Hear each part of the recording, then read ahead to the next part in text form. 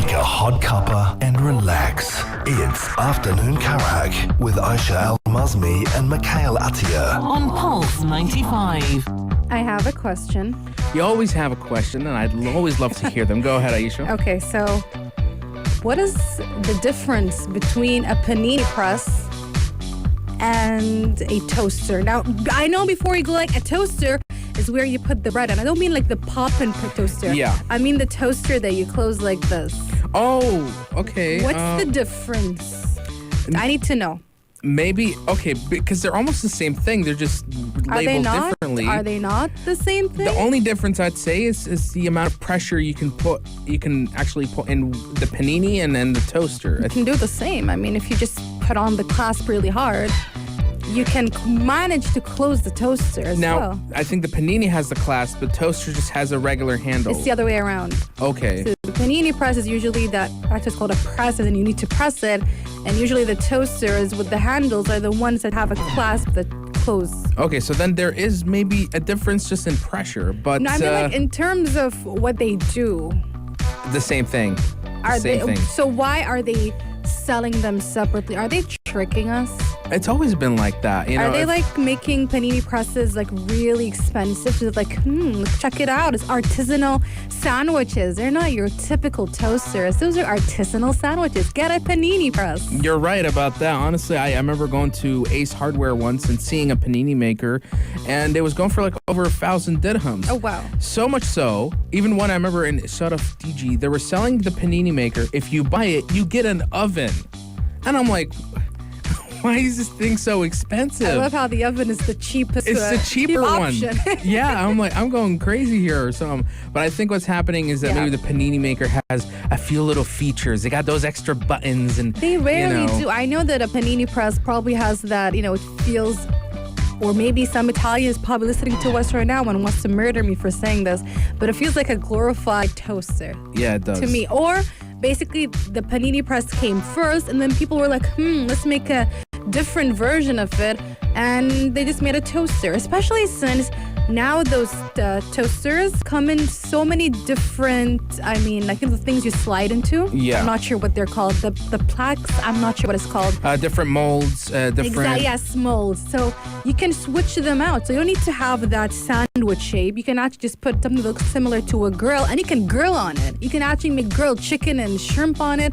So when I think about it, I'm like, let me just get a toaster with like 5 different molds rather than a panini press. As cool as a panini press might be, I think maybe it has to do with the heat as well. Maybe panini presses go hotter and warmer. You can customize the heat, but even then, it doesn't matter. It achieves a very simple thing. Yes. Doesn't need to be superly overpriced. Exactly, and which I'm gonna have to bear in mind when I do move into my apartment and get myself one of these things. Get the ones with several molds. They're super helpful. I've had one for over maybe 5-6 years now, and it's literally the best thing I ever bought ever. Plus, I'll buy it off you then. It was. I would never give away my toaster. It's my good old friend, my midnight friend. Like in the middle of the night, I'm like, I want something. I just pull it out. It's my bestie. I would never give away my bestie. It's all about the loyalty. Everything has a price. That's how I put it. That perhaps, but not on loyalty. Not with me. And this is welcome to the Afternoon Karak, where we bust down on investigations and all kind of mysteries. Today is toaster versus a panini press. We don't know what will happen tomorrow, but definitely today we are going to be talking about several big things. It was so difficult trying to fit everything into today's hour. Oh, yeah. I actually had to skip out on some things, but we are going to be talking about E3, just like we promised. Also reviewing In the Heights, just like we promised. Wholesome Direct, just like we promised, and also Elden Ring. Oh my God, there's so much to cover, everything from highlights to premieres and revelations, and a review. And if you want to join the conversation, text us 4215. It's still out there, do. Or even join our live stream at YouTube at Pulse 95 Radio, right here only on Pulse 95.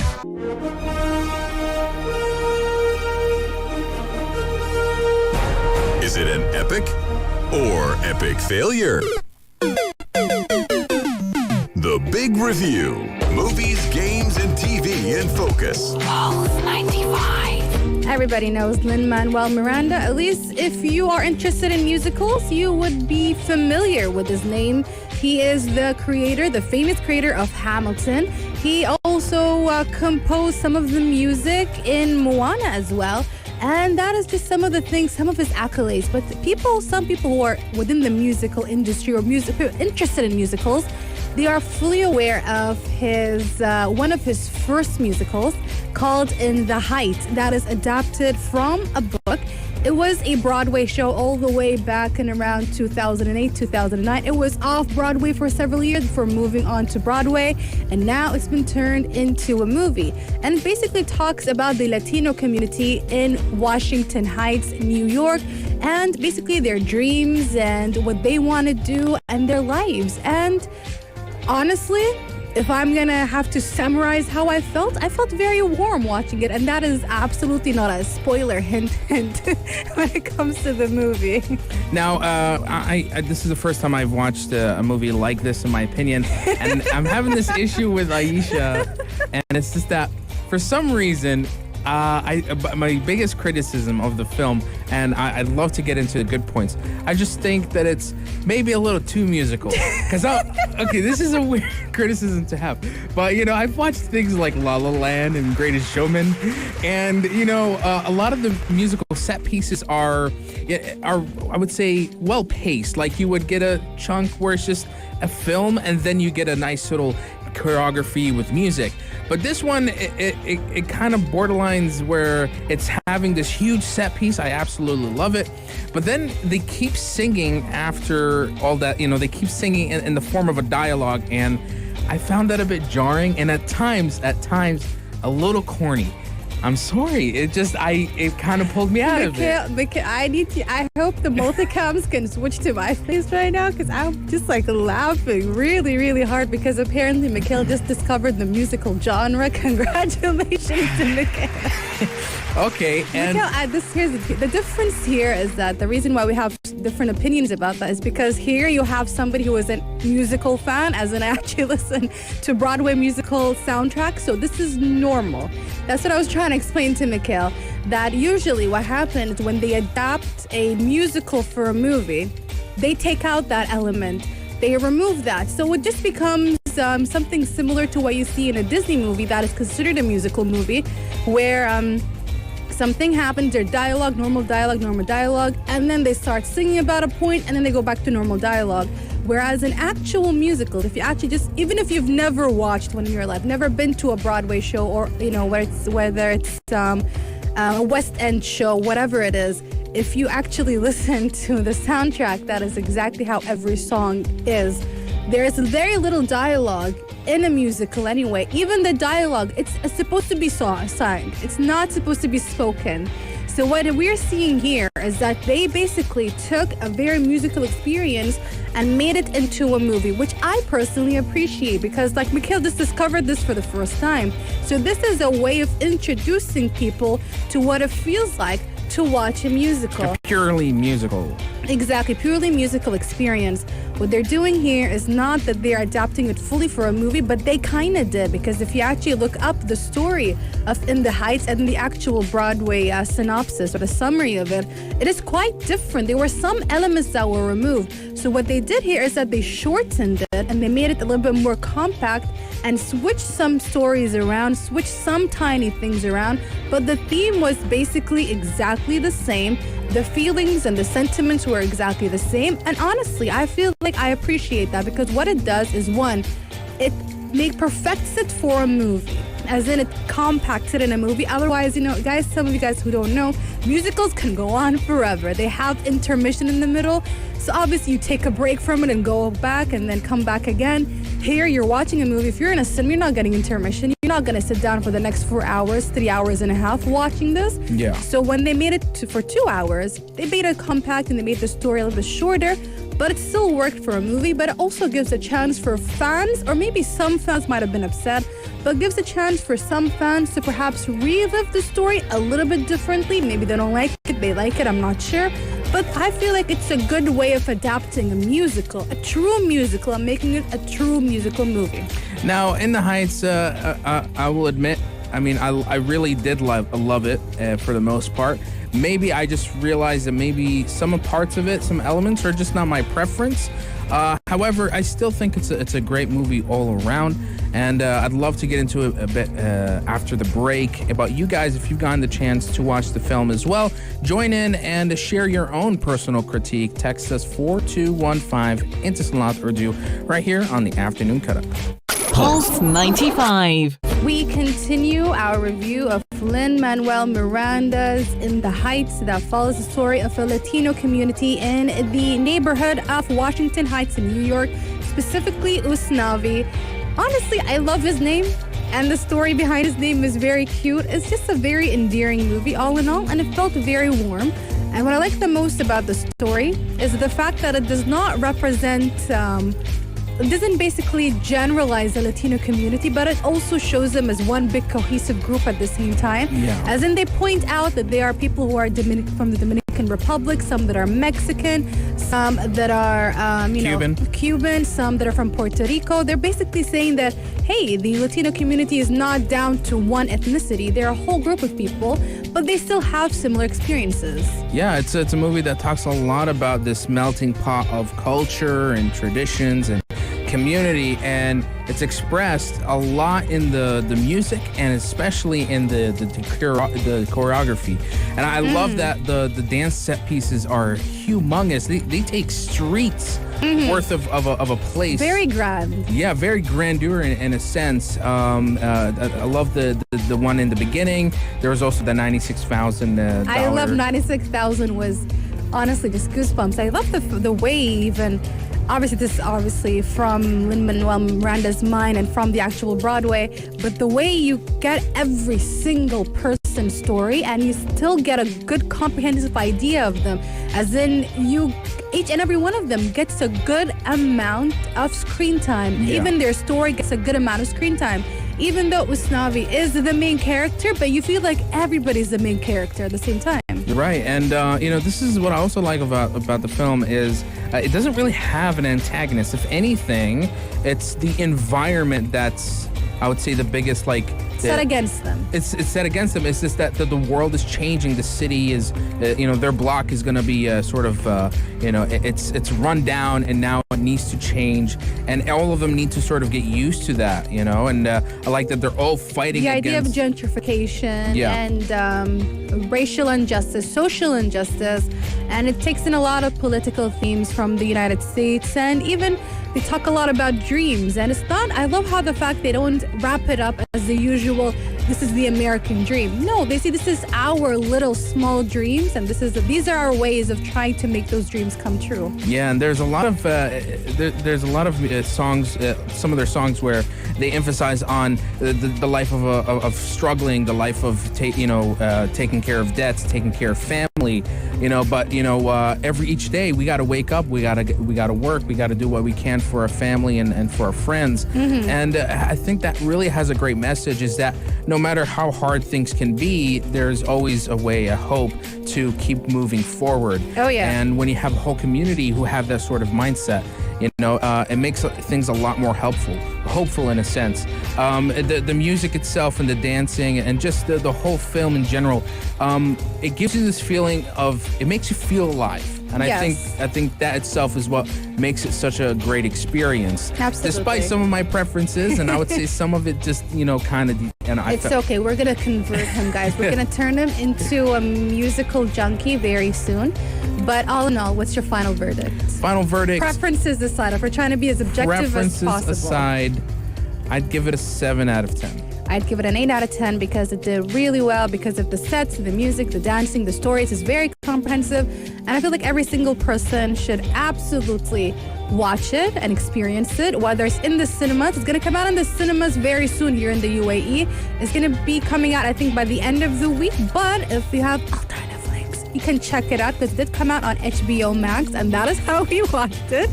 But if you had to pick your favorite song, Mikhail, or even performance, from the whole thing. Yeah. I don't know the name of it, but it was the one where they were dancing on the side of the walls. Oh yeah, the side of the walls. That one was this scene gave so much character to them. When the sun goes down. When the sun goes down, gave so much character to them, and I felt like just for once, I felt like New York was a character in itself. Yes. In that whole scene. That one, I amazing. was trying to figure out how they did it because Yeah. at the very end, when they go back to being the right way, I'm so like, seamless. how did you do that? I mean, Yeah. shout out to the editing team, director, producer. Everybody's ideas was just out of this world. For me, it was Paciencia y Fe, which is when Claudia, we're not going to ruin it for you, has her own, basically a monologue about what's happened to her, how she grew up and how she came to New York, and mostly because of the environment itself and just the set piece itself was just beautiful. Of the movement, people changing their clothes and going down to the subway was just a beautiful sequence.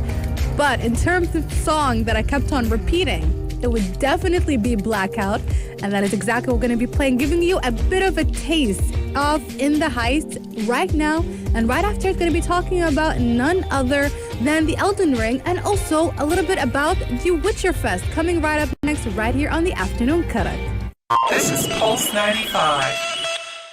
I think what took everybody by surprise last Thursday was the Elden Ring, to say the least. I mean, I know people have been like, come on, Elden Ring, give us anything, give us a trailer, give us a hint, throw us a line or something. And then out of nowhere, we get a trailer, and boy, was it exciting. I mean, it's very, it's very Soulsborne-esque, and, it feels very that, but it feels like the story is just like pulling me in. Yeah. It's pulling me in enough that as a person who is too terrified to try those kind of games, I'm like, maybe, just maybe I might play it. Yeah, because The character, goodness, she looks fantastic. well, Elden Ring is a lot of things. Just by looking at a 3-minute video, already there's like all these people who are making tons of breakdowns, showcasing little details here and there. But what I did notice, and for me, it's the gameplay. Elden Ring looks a lot more expansive. It doesn't seem like it's going to be a semi-linear. No, this is going for an open world design. And it's definitely expressed with the fact that you as a character are able to mount a beast that you can ride across the environment, which means that there's going to be a lot of moments where we're going to be traversing this big area. And what was even cool is that it seems like there will be also I would say mount combat, where you're also riding and you're fighting at the same time. Yeah. Because there's moments when you're able to like double jump and sort of use your mount against enemies.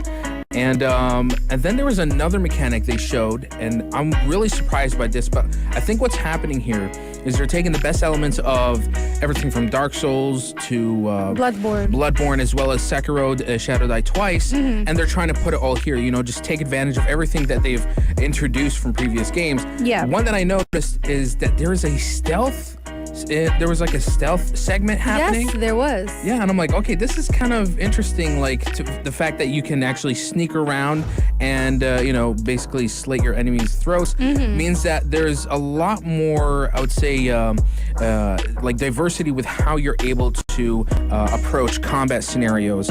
And there was also the fact that they showed different styles of builds.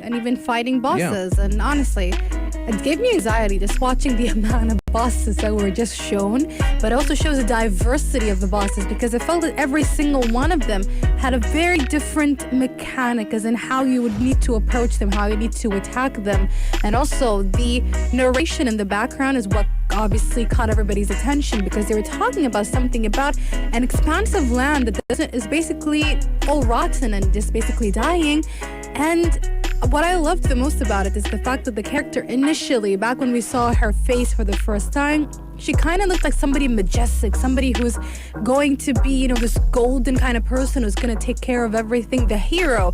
But also she feels just as rotten as the lands themselves, decaying just like the lands, because we got a small glimpse of her face, and I was like, is her face rotten? Literally rotten. It's like, this is one of the most interesting main characters or protagonists in a video game I've ever seen before. And I really want to know, what is her deal? What is the deal of the land as well? Yes, and we also know from just previous details that George R.R. Martin actually is involved in this project with Miyazaki, the original creator of Dark Souls.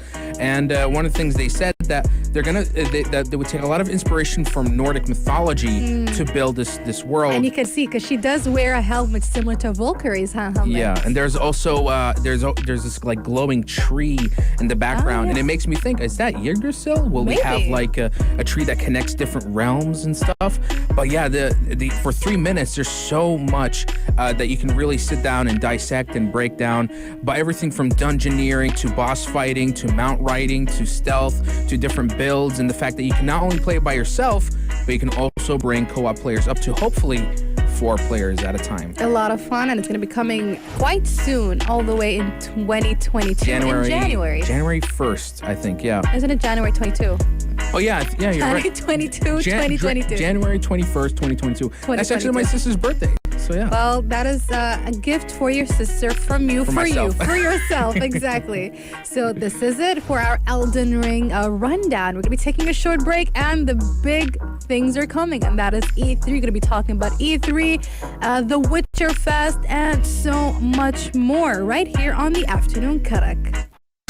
This is Pulse 95. It has finally begun, E3 2021 showcase with Ubisoft finally being the first of the many game publishers who basically showcased all of their big reveals, starting off with Rainbow Six Siege.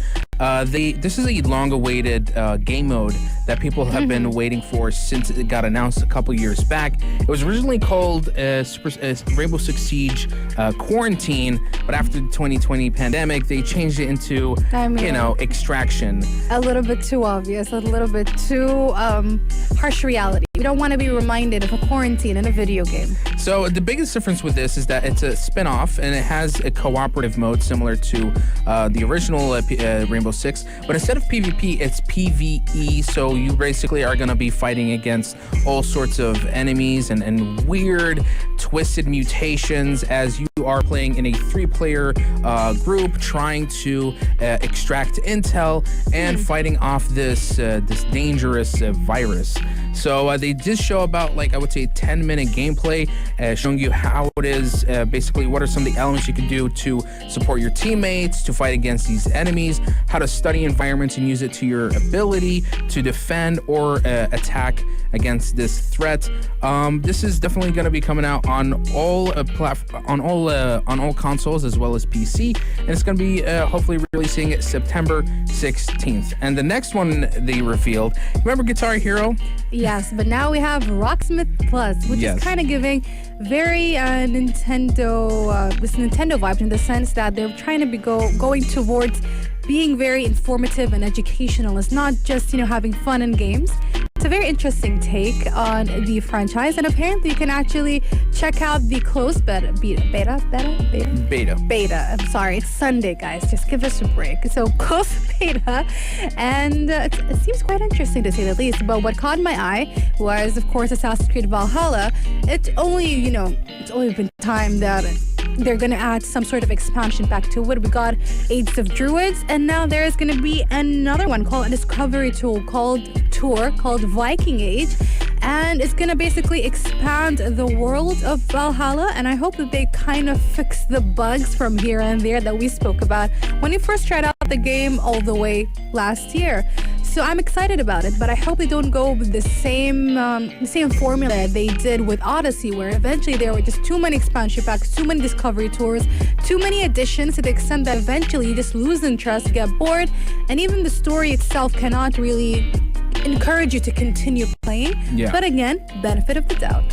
Speaking of another expansion, Far Cry 6 will be coming out very soon, this October, but they did announce a season pass, and one of the DLCs they're going to be coming out with is it's sort of like a short campaign, but this time you actually play as the main villains of Far Cry 3, 4, and 5. Somewhat it seems like they're stuck in some weird dream state, and you're trying to find a way to escape. And this time, the protagonists are the antagonists.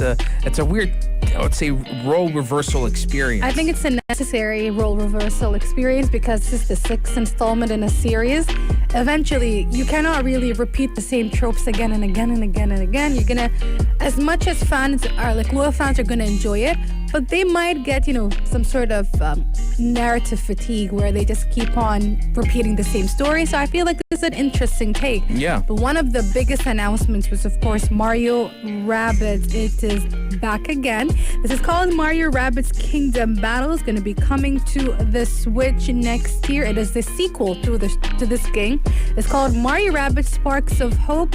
And also, it just brings back all these people who love the rabbits. I honestly, this group of people are my favorite. They just are diehard fans.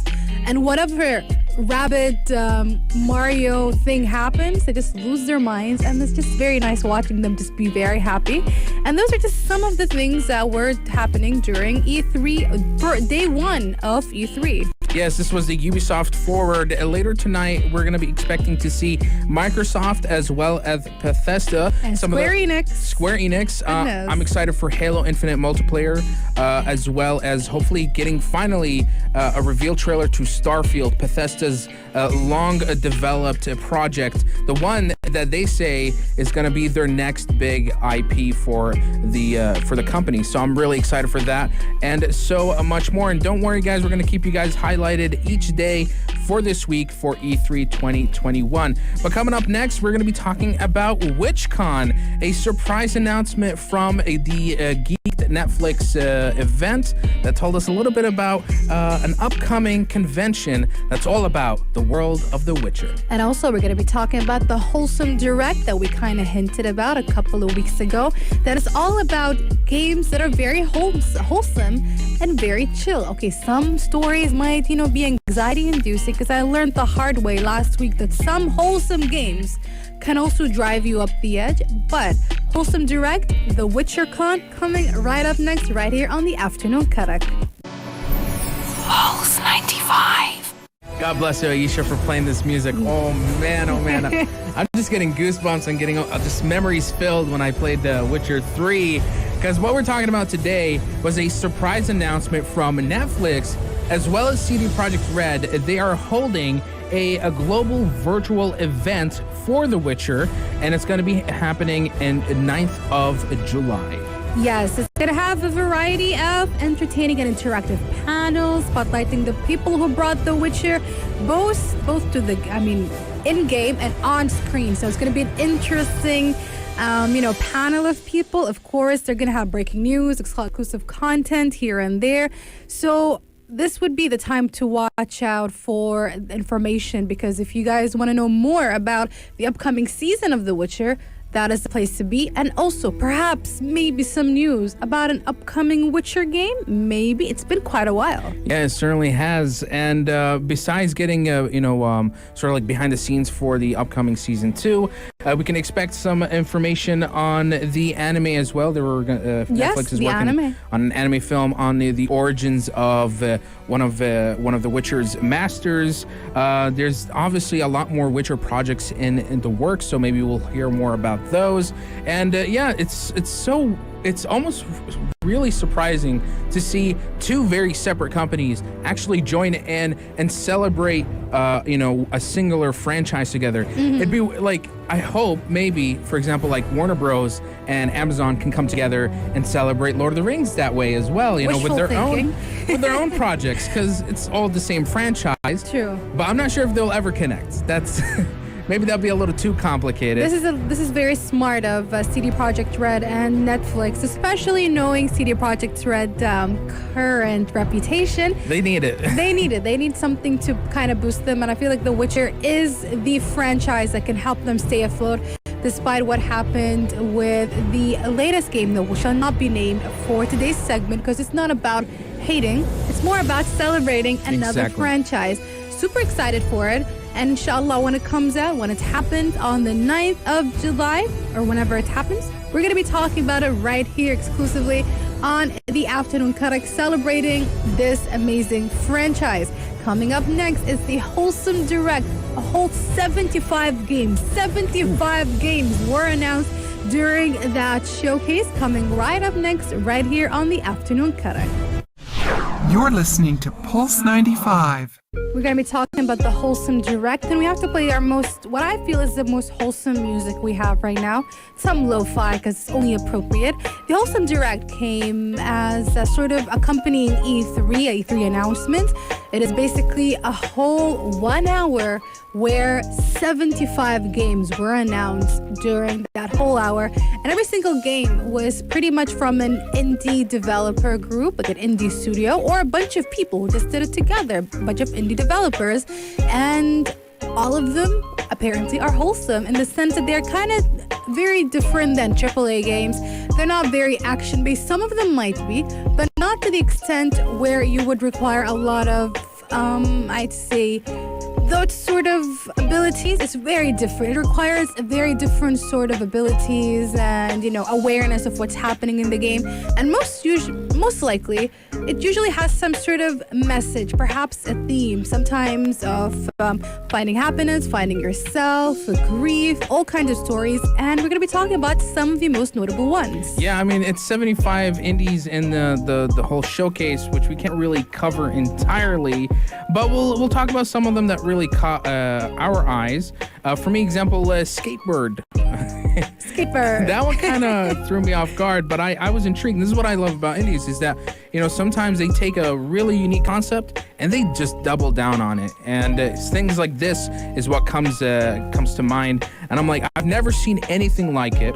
And because of that, I want to play it myself. It's basically a bird skating, and it's got its own interesting mechanics to it, with the bird also flying as the skateboard does its own tricks. It's kind of weird, but I really, really do like it. One of the games that absolutely caught my eye just from the name itself is Hot Pot for One, where you literally just make hot pot for a bunch of people. And it's apparently a very short-lived kind of game. It's not something that you play for hours and hours.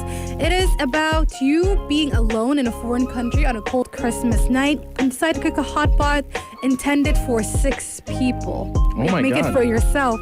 And it's a short experience about being lonely and finding yourself. And again, this is one of my favorite things about those indie games, is that usually they talk about all kinds of themes, and it's very interesting. Another game is Beast of Maravilla Island, where you are a photographer. You just go around and start taking pictures of all kinds of beasts that are around the island. And every single beast has obviously their own character, and they have their own characteristics, etc., personalities. And that is exactly your job, is going around exploring and having an adventure. For me, I would say another game that caught my eye is Bear and Breakfast. And you basically play as a bear who has to rebuild and sustain his thriving inn.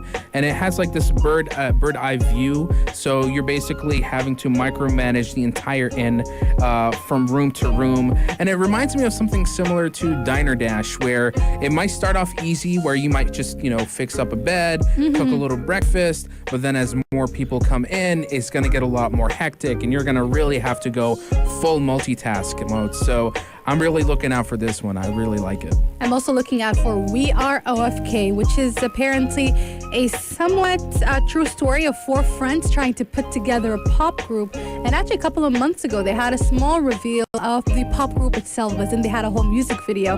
And this story is about kind of getting together and trying to go behind the scenes and the mechanics, the mechanisms of trying to create a pop group, which obviously a very unique experience, and it's a super hard experience as well. Honestly, 75 games in the Wholesome Direct, and I wish we can talk all about them, but you guys can check it up on YouTube. And what I really love about it is that it's 75 games. There's bound to be 1 or 2 of them that will, fit your personal preference, your gaming preference. Definitely, absolutely. I mean, again, it's very sort of, even though I said that they're very wholesome, that doesn't mean they might not be anxiety-inducing or required to be on your feet. I'm saying this because I played a very lovely, beautiful indie game last week.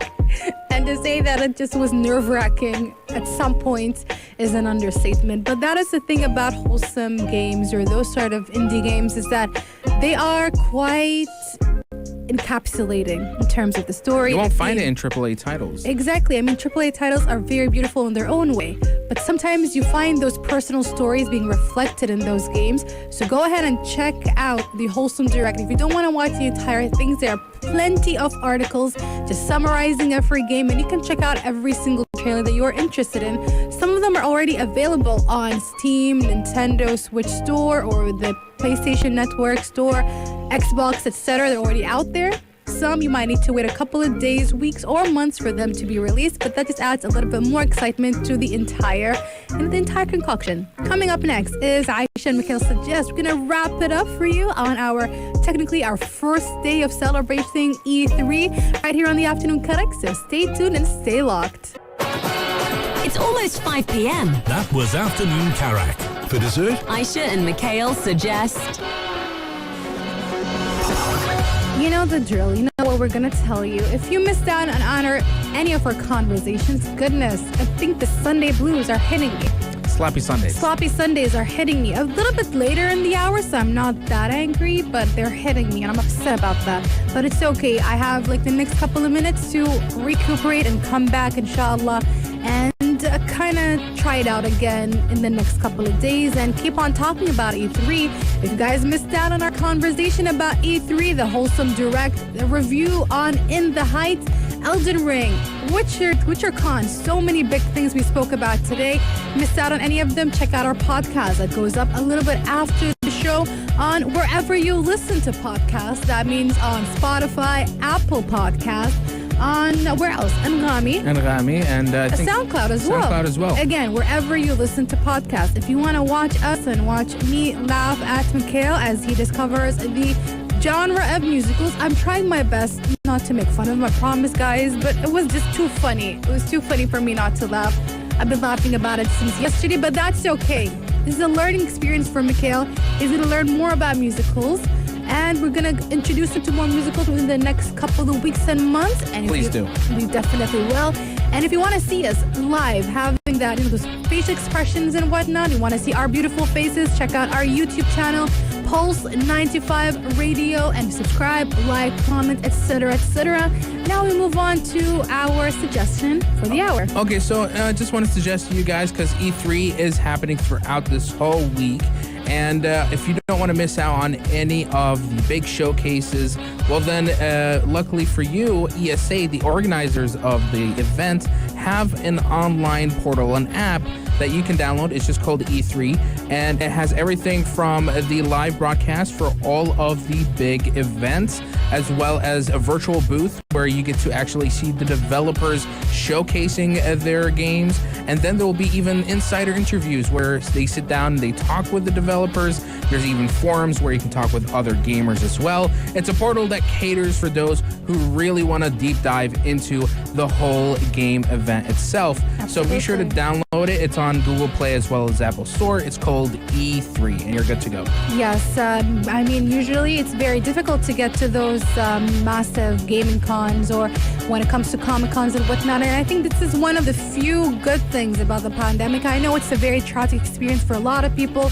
Lots of problems happen across the world. But at least it forced a lot of those corporations and studios to move things online and make a big experience for everybody across the world. And with that, we end our hour right here on the Afternoon Karak.